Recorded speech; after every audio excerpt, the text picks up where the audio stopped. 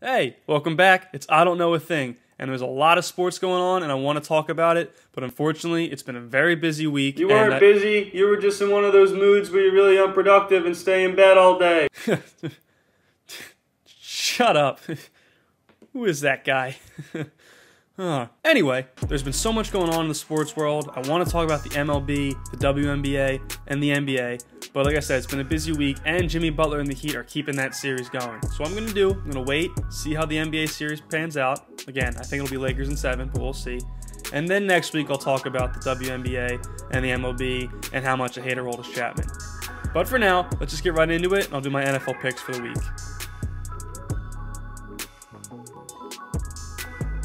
Here we go. All right, my first lock of the week is going to have to be the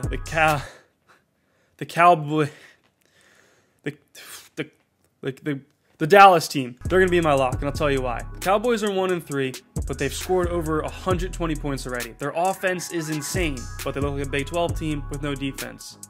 Luckily for them, they found and they're facing the perfect remedy, the New York Giants, who, with no Saquon and Danny Dimes being exposed that he actually stinks, this should be an easy win for them. I think they're going to cover without a doubt. Cowboys -9, that's a lock.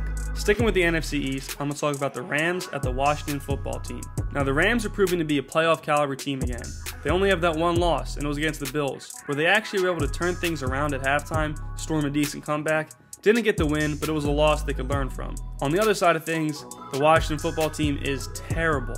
They are awful. They've now benched their starting quarterback, Dwayne Haskins, and Ron Rivera has pretty much admitted that the season is just a test run for him. Also, for the Rams, Cooper Kupp is a beast, and I have him in fantasy, so I hope he runs all over and catches all over the Washington football team. Rams, -7.5 at Washington, that's a lock. Not a lot of great underdogs this week. Most of the games that seem heavily favored I actually agree with, but there are a few that I would take the chance on. First of those being the Colts and Browns. Now, this is only a 1-point difference, so it can barely be considered an underdog, but I'm going to roll with it.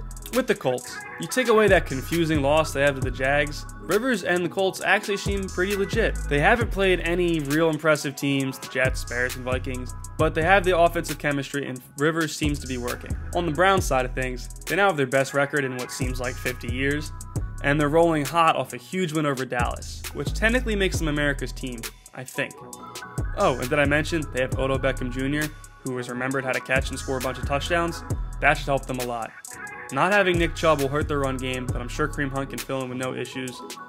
And their biggest plus is they have confident Baker. Baker Mayfield has always been at his best when he's confident, and this is the first time he's on a team in the NFL that's been rolling. Browns +1, that's an upset. Next up, the Chargers at the Saints. Now this upset's a bit of a long shot, but I think it can happen, and I'll tell you why. Justin Herbert is playing extremely well despite having 3 losses. In those 3 games, he has 5 touchdowns, nearly 1,000 yards, and his crucial mistake seems to be about 1 pick in each game that's cost him, but he's learning. In 2 of those games, he's gone toe-to-toe with Patrick Mahomes and Tom Brady, losing at the very end. It's pretty impressive. With the Saints, they look a little shaky. I don't trust him. Their defense seems to have penalties every game that hurts them in the stretch. And Brees sometimes is looking kind of old. There's a reason the Saints are favored in this game, but I wouldn't be surprised if the kid gets his first win. Chargers +7.5, that's an upset. Time for my screw it pick of the week. Let's talk about Panthers and Falcons.